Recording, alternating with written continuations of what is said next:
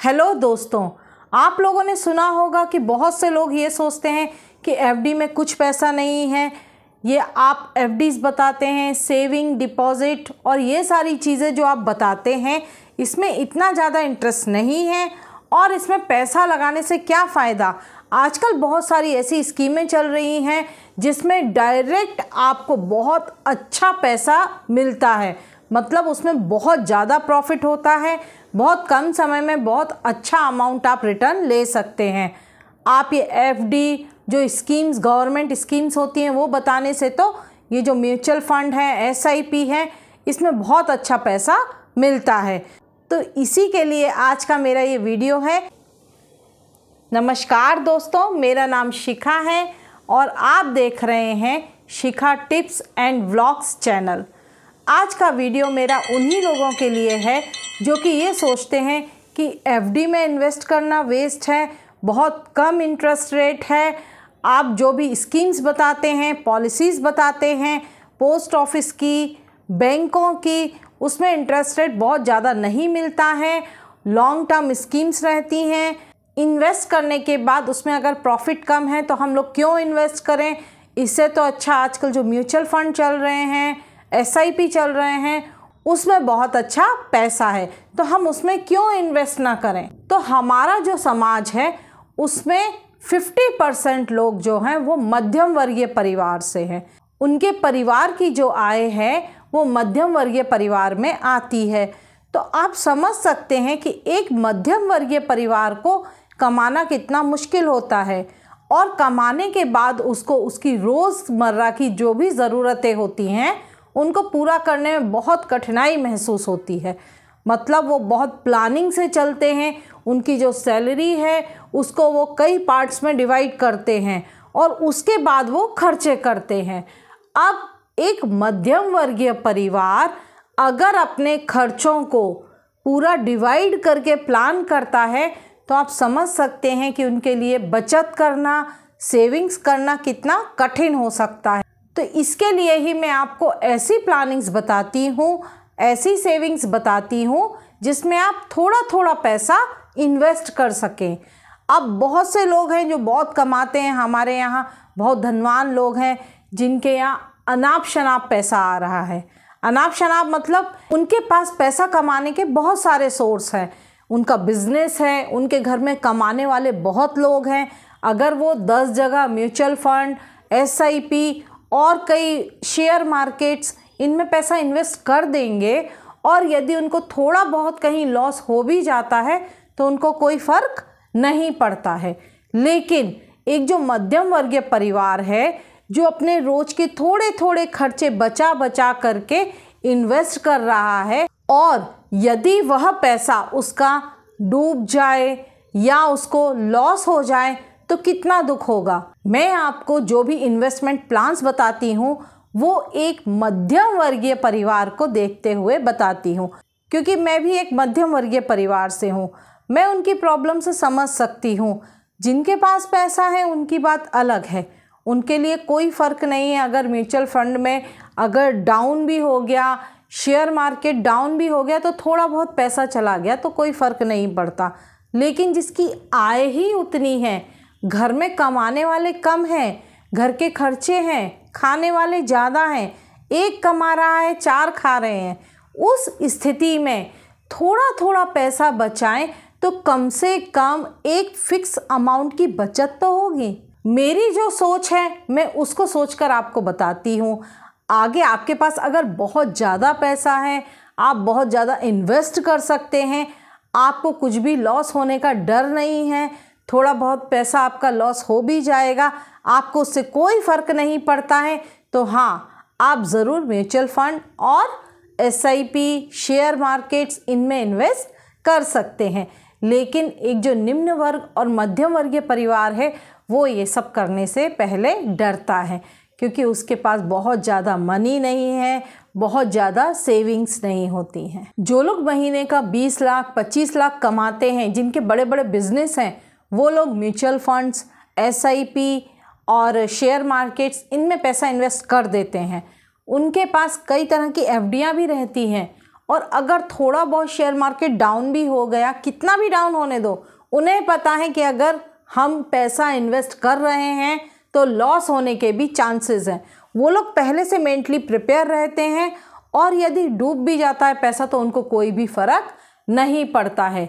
मैं वही कहना चाह रही हूँ कि यहाँ पर हम उन लोगों की बात करते हैं जो कि गरीब हैं, जो महीने का 20-25 हज़ार कमाते हैं, जो कि मध्यम वर्गीय परिवार है, उनकी आय 50 हज़ार है। उनको पता है कि उस 50 हज़ार में उनको बचत भी करनी है, अपने महीने का खर्चा भी चलाना है, अपने घर परिवार में अगर कोई बीमार है तो उसकी भी दवा करानी है, उसके बाद पूरे घर का खर्चा अगर उनके ऊपर आता है तो आप खुद ही सोच सकते हैं कि एक कम कमाने वाले व्यक्ति को इस तरह के इन्वेस्टमेंट करना क्या सही है। हाँ, अगर आप जानते हैं कि हाँ शेयर मार्केट कब अप जाने वाला है, कब डाउन जाने वाला है, तो आप कर सकते हैं, लेकिन इसमें थोड़ा खतरा रहता है।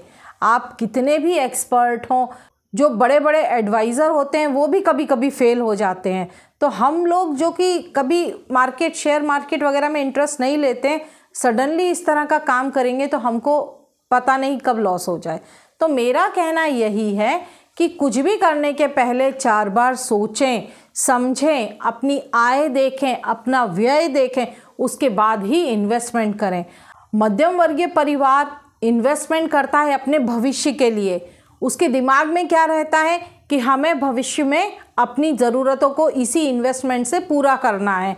अगर किसी परिवार में किसी बच्चे की शादी करनी है और पिता ने शादी के लिए इन्वेस्टमेंट किया है, या किसी परिवार में एजुकेशन के लिए इन्वेस्टमेंट किया गया है, या किसी ने अपने रिटायरमेंट के लिए इन्वेस्टमेंट किया है, और यदि वे पैसे डूब गए तो उस व्यक्ति का क्या होगा? उसके तो बच्चे की शादी में प्रॉब्लम आ जाएगी, क्योंकि उसका तो वही इन्वेस्टमेंट था। उसने एजुकेशन के लिए पैसा रखा है, कल को बच्चे को पैसे की ज़रूरत है और मार्केट डाउन चला गया, उसका पैसा चला गया, फिर वो क्या करेगा? तो ये सारी प्रॉब्लम्स इसमें रहती हैं। अगर पॉजिटिव है, मार्केट अप जाता है तो मार्केट डाउन भी जाता है। दुनिया में बहुत से सलाहकार लोग बैठे हुए हैं जो कि दूसरों को सलाह देते हैं कि पैसा यहाँ इन्वेस्ट करो, वहाँ इन्वेस्ट करो, डायरेक्ट आपका पैसा इतना बढ़ जाएगा, लेकिन वो लोग दिमाग से खेलते हैं। आप जानते हैं, वो आपको ये सलाह देंगे लेकिन खुद अपना पैसा ऐसी जगह इन्वेस्ट किए होंगे जहाँ पर सेफली उनको प्रॉफिट हो। टाइम लगे, पैसा कम मिले प्रॉफिट में, पर प्रॉफिट ज़रूर हो, मतलब डूबने के चांसेस ना हो। तो ऐसे सलाहकारों से बचकर रहिए, क्योंकि वो लोग सामने कुछ होते हैं और पीठ पीछे कुछ होते हैं। इस बात का हमेशा याद रखिए कि जो लोग सलाह देते हैं उनकी सलाह सुनिए ज़रूर, लेकिन काम अपने दिमाग से कीजिए, क्योंकि ये दिमाग हमें सही सलाह देगा कि क्या हमारे लिए सही है, क्या हमको करना चाहिए। दूसरा व्यक्ति आपको सलाह देगा, उसको नहीं पता है आपकी कंडीशन क्या है, वो सिर्फ आपको बाहरी तौर पर देख रहा है, लेकिन अंदर आपके घर की, आपकी फैमिली की क्या कंडीशन है, आपकी आय की क्या कंडीशन है, वो सिर्फ आप जानते हैं। इसलिए अपना पैसा सोच समझ के दिमाग से इन्वेस्ट कीजिए, किसी के कहने पर नहीं। यहाँ पर अब मैं बात करूँगी उस इन्वेस्टमेंट की जो कि बहुत पुरानी पीढ़ी से चलता आ रहा है, जिस पर हमारे बुजुर्ग भी भरोसा करते थे और जिस पर आज की पीढ़ी भी भरोसा करती है। कुछ युवा पीढ़ी जो बहुत इंटेलिजेंट है उनकी बात मैं नहीं करूँगी यहाँ पर, लेकिन जो व्यक्ति वाकई में अपना भविष्य सोचता है, उसको पता है कि ठीक है समय लगे, कम मिले, लेकिन पक्का प्रॉफिट मिले, पक्का हमारा भविष्य सेफ हो, उन लोगों के लिए ये मैं 3 इन्वेस्टमेंट आपको बताने जा रही हूँ। पहला है फिक्स डिपॉजिट। आपको एफडी ज़रूर करानी चाहिए, वह चाहे कम अमाउंट की हो या ज़्यादा अमाउंट की हो। मैं नहीं कह रही आप 8 लाख 10 लाख का करो, लेकिन आप अपने जो भी इनकम है उसके अनुसार एफडी ज़रूर कीजिए। मैं आपको बताती हूँ, हर मंथ आप सेव कीजिए और पूरे महीने आपका सेव होने के बाद एक बल्क अमाउंट जब इकट्ठा हो जाता है, चाहे वो 10,000 हो, 20,000 हो, 50,000 हो, उसकी आंख बंद करके एफडी करा दीजिए। टाइम देखिए, उसका कितना इंटरेस्ट रेट है देखिए, वो सब कुछ कैलकुलेशन करने के बाद एफडी बेहिचक करा दीजिए। भले ही समय ज़्यादा होगा, भले ही आपको बहुत ज़्यादा पैसा रिटर्न में नहीं मिलेगा, लेकिन कुछ फिक्स अमाउंट आपको ज़रूर मिलेगा जो कि आपके भविष्य के लिए ज़रूर उपयोगी होगा। तो फिक्स डिपॉजिट एक ऐसा इन्वेस्टमेंट है जिसमें आपको पक्का प्रॉफिट होगा। और आज का नहीं है ये, हमारे जो बुजुर्ग हैं, हमारे जो दादा परदादा, वो भी फिक्स डिपॉजिट पर बहुत भरोसा करते थे। उन्हें म्यूचुअल फंड, SIP इन सब पर भरोसा नहीं था। वो जानते थे कि एकदम हाइक जाता है, फिर कभी डाउन भी हो जाता, मतलब हम घाटे में भी जा सकते हैं। वो लोग इस तरह से इन्वेस्ट नहीं करते थे। उनका ये था भले ही कम मिले, भले ही कुछ समय ज़्यादा लग जाए, लेकिन हमको फ़ायदा होना चाहिए। तो मैं भी ऐसा ही मानती हूँ, सबकी अपनी सोच है। मेरा जो मानना है मैं वो आपको बता रही हूँ कि आप फिक्स डिपॉजिट ज़रूर करें, भले ही छोटे अमाउंट का करें, भले ही कम समय का करें। आपको कम प्रॉफिट होगा लेकिन प्रॉफिट ज़रूर होगा। डिपॉजिट आप कोशिश करें किसी भी सरकारी बैंक या किसी सरकारी संस्था से ही करें। जैसे पोस्ट ऑफिस है, पोस्ट ऑफिस में भी बहुत अच्छा इन्वेस्टमेंट रहता है, हमारे बैंक्स में भी बहुत अच्छा इन्वेस्टमेंट रहता है, प्राइवेट बैंकों में भी बहुत अच्छा इंटरेस्ट मिलता है, आप उसमें भी इन्वेस्ट कर सकते हैं। लेकिन आप सब कुछ देखिए, सोचिए, समझिए। अब यदि आपके पास और पैसा बचता है, आप सोच रहे हैं कि हाँ हमने थोड़ा सा FD कर दिया है, हमारा और पैसा बच रहा है, तो सेकेंड ऑप्शन है मेरा गोल्ड इन्वेस्टमेंट। गोल्ड इन्वेस्टमेंट में आप देखेंगे कि हम ज्वेलरी खरीद लेते हैं। सोने में इन्वेस्टमेंट करना है तो आपको ध्यान रखना है कि एक ऐसा अमाउंट इन्वेस्ट करें जो कि वाकई में अच्छा अमाउंट हो। ऐसा नहीं कि 10,000 की चीज़ ले ली, 10,000 में क्या आएगा, थोड़ा सा गोल्ड आएगा 20,000 का। आप मंथली इकट्ठा कीजिए। मैं आपको एक फॉर्मूला बताती हूँ। मैं हर महीने एक फ़िक्स अमाउंट पिगी बैंक में डालती हूँ।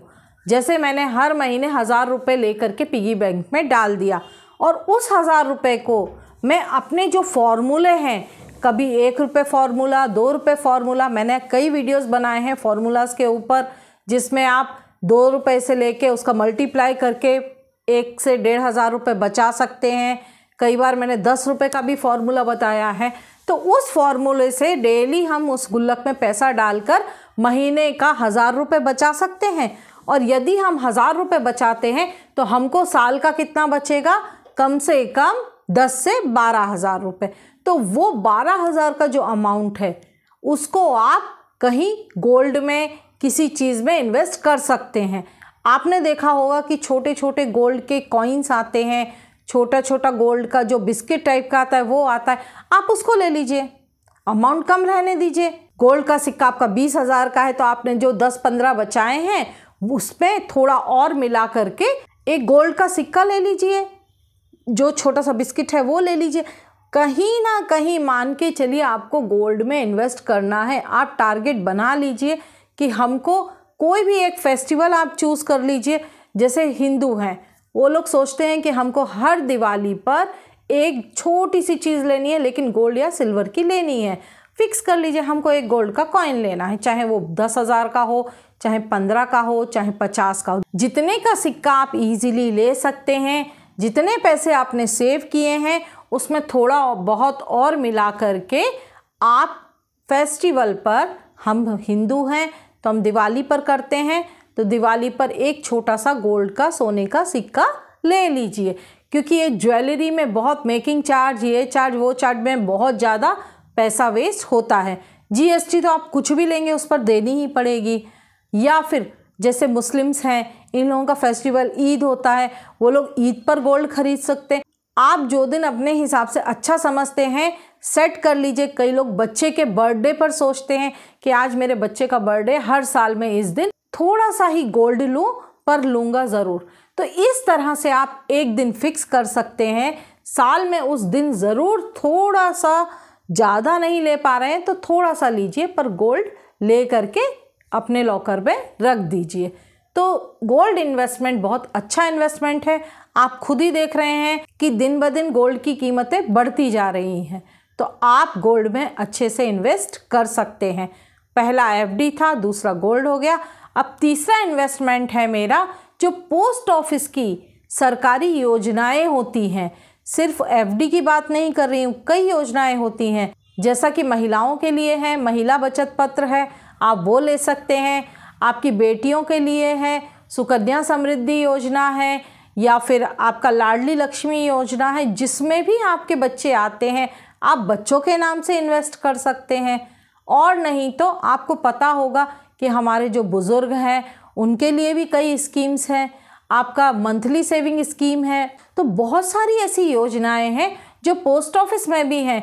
आप या तो पोस्ट ऑफिस की वेबसाइट खोल करके देख सकते हैं या पोस्ट ऑफिस में जाके पता कर सकते हैं। उसके लिए भी मैंने कई वीडियोस बनाए हैं, अगर आप चाहें तो देख सकते हैं। बहुत अच्छा तरीका है इन्वेस्टमेंट का, आप उसमें भी कोई भी स्कीम ले सकते हैं जिसमें आपका पैसा सेव हो। आप चाहें तो पोस्ट ऑफिस में आरडी कर सकते हैं, हर महीने आप पैसे डिपॉजिट कर लीजिए। आपको पता है कि आप घर में सेफली नहीं रख सकते हैं और उसमें कंपाउंड इंटरेस्ट भी मिलता है। घर में पैसा रखने से कोई इंटरेस्ट नहीं मिलने वाला है, आप जैसा लॉकर में रखेंगे आपको वैसा ही वापस मिलेगा। तो मेरा कहना यही है, आप अगर पोस्ट ऑफिस में आरडी खोल सकते हैं तो आरडी खोल लीजिए। इसमें आप हर महीने पैसे दीजिए और पैसे जमा करते करते हर 3 महीने का आपको कंपाउंड इंटरेस्ट मिलेगा और बाद में लास्ट में आपका एक अच्छा सा बड़ा सा अमाउंट इकट्ठा हो जाएगा। मतलब पैसा बचाना है तो आप कैसे भी बचत कर सकते हैं और बहुत ज़्यादा उसका मिनिमम प्राइस नहीं है। मिनिमम 1000 से हर महीने आप अपनी सेविंग शुरू कर सकते हैं। और मेरा कहना ये है कि हर परिवार को कम से कम 1000 रुपये तो हर महीने अपने सारे खर्चों में से बचाना ज़रूर चाहिए। अगर आप 1000 रुपये भी नहीं बचा सकते अपने खर्चों को हटा करके तो फिर तो बहुत मुश्किल है आपको बचत करना। हर महीने 1000 रुपये आरडी कर ही दीजिए। जो भी हो 1000 रुपये तो मुझे जमा करने ही हैं, चाहे महिला हो या पुरुष हो। मैं तो कहती हूँ कि बच्चों को भी इस आदत को डालना चाहिए, जिससे बच्चों को भी बचत करने की आदत शुरू से रहे। आगे उनको समझ में आएगा कि बचत के क्या प्रॉफिट होते, क्या फ़ायदे होते। आज वो छोटी छोटी बचत कर रहे हैं, कल वो बड़ी बड़ी बचत करेंगे। इस बचत के अमाउंट को देखकर हमें अलग ही खुशी होती है कि हमने इतने खर्चे के बाद भी थोड़ा पैसा बचा करके एक अच्छे अमाउंट की बचत कर ली है। अब आप लोग सोचेंगे कि जो लोग रोज़ कमाते हैं वो लोग कैसे बचत करें। बहुत सारे प्रश्न आते हैं इस तरह के कि मैं तो रोज़ कमाता हूँ, मैं कैसे बचत करूँगा। तो भाई आप यदि रोज़ कमाते हैं तो आपको तो और ज़्यादा फ़ायदा है। उन लोगों से जिनको महीने में एक बार सैलरी मिलती है, आपको तो और ज़्यादा फ़ायदा है। आपको तो रोज़ पैसा मिल रहा है। अरे भले ही कम मिल रहा है लेकिन रोज़ आ तो रहा है। आप सबसे पहले घर पे जाते ही उसमें से एक फ़िक्स अमाउंट गुल्लक में डाल दीजिए। किसी से भी पूछने की ज़रूरत नहीं। आप मान के चलिए कि मैंने आज के दिन 100 रुपये कम ही कमाए हैं। आज एक मज़दूर वर्ग है जो कम से कम, मैं कहती हूँ मिनिमम 300 रुपये तो कमाता है मज़दूर। 300 रुपये में से आप 300 पूरे खर्च तो नहीं करते होंगे। एक दिन में अगर 300 करते हैं तो फिर तो आपका मुश्किल है, आप नहीं बचा सकते। अब आप यदि रोज़ 300 रुपये कमाते हैं, उसमें से आप घर पे आते ही 100 रुपये डाल दीजिए और दिमाग में सेट कर लीजिए कि मैंने 200 रुपये ही कमाए हैं। तो आप सोच सकते हैं कि वो 100 रुपये जमा होते होते होते महीने के लास्ट में 3000 रुपये हो जाएंगे। अब आप समझ सकते हैं कि एक दिन की थोड़ी सी बचत करने से हमारा वो महीने के लास्ट में कितना बड़ा अमाउंट हो गया। आप जानते हैं कि महीने में जो कमाता है वो बहुत ज़्यादा सोचता है 2000-3000 रखने में, बचत करने में। आपको तो और ज़्यादा फ़ायदा है। आप जब रोज़ डाल रहे हैं तो आपकी तो उनसे ज़्यादा अमाउंट की बचत हो गई। तो इसलिए रोज़ कमाने वाले, रोज़ खाने वालों को तो और फ़ायदा है। बस हमारी सोच बदलने की ज़रूरत है। आप अपनी सोच बदलिए। आप सोचिए कि मैं चाहे रोज़ कमाऊँ, जिस दिन मेरे पास पैसा आ रहा है उस दिन मुझे अपने जो भी गुल्लक में, जहाँ पर भी मैं बचाता हूँ, उसमें डालना है। आप जिस दिन नहीं कमा रहे हैं उस दिन कुछ डालने की ज़रूरत नहीं है, लेकिन जिस दिन आपके हाथ में पैसा आया है उस दिन आपको 100 रुपये उसमें डाल देने हैं। अब आप यदि 100 रुपये रोज़ डालते हैं, मैं कहती हूँ चलिए 5 दिन आपने रेस्ट भी किया महीने में, तो 25 दिन तो आपने कमाया। 25 दिन कमाने से हर रोज़ अगर 100 रुपये डाले तो आपके महीने के 2500 रुपये हो गए। 2500 रुपये कम नहीं होते हैं। अब मान लीजिए महीने में कुछ खर्च भी हो गया, उसमें से आपने किसी ज़रूरत पड़ने पर कुछ भी दवा के लिए बीच में कुछ भी खर्चे आ जाते हैं, उसके लिए 500 रुपये निकाल भी लिए, तो भी आपने महीने में 2000 बचा लिए। अब वो 2000 जो आपके बचे हैं, अगर आप इसी तरह से पूरे साल बचाते हैं तो 12 महीने में वो 24,000 रुपये हो जाएंगे। समझ रहे हैं? उससे ज़्यादा भी हो सकते हैं। अगर वो 500 रुपये कहीं खर्च नहीं हुए तो आपके 2500 पूरे बच रहे हैं। तो मान के चलिए मेरे हिसाब से आपने साल भर में 25,000 रुपये तो बचा लिए। जब वो आप साल भर में 25,000 बचा लेते हैं, उसकी FD करा दीजिए, हो सकता है। तो सिर्फ सोच की ही कमी है।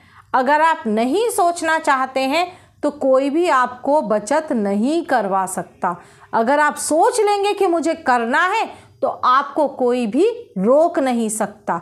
इस बात को माइंड में सेट कर लीजिए, और वही जब छोटा छोटा अमाउंट आपका हर साल का इकट्ठा होगा, साल में अगर आपने 30,000 भी बचा लिए तो वो 8-10 साल में आपके पास एक बहुत अच्छा अमाउंट हो जाएगा, जो कि कभी अपने बच्चों की पढ़ाई के लिए, कभी बच्चों की शादी के लिए या आपके भविष्य के लिए भी काम आएगा।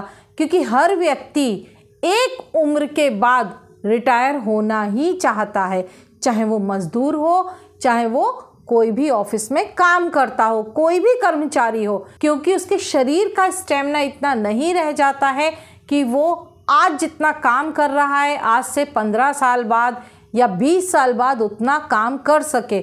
उसको भी रेस्ट की ज़रूरत होती है। तो उस समय पैसा कौन देगा?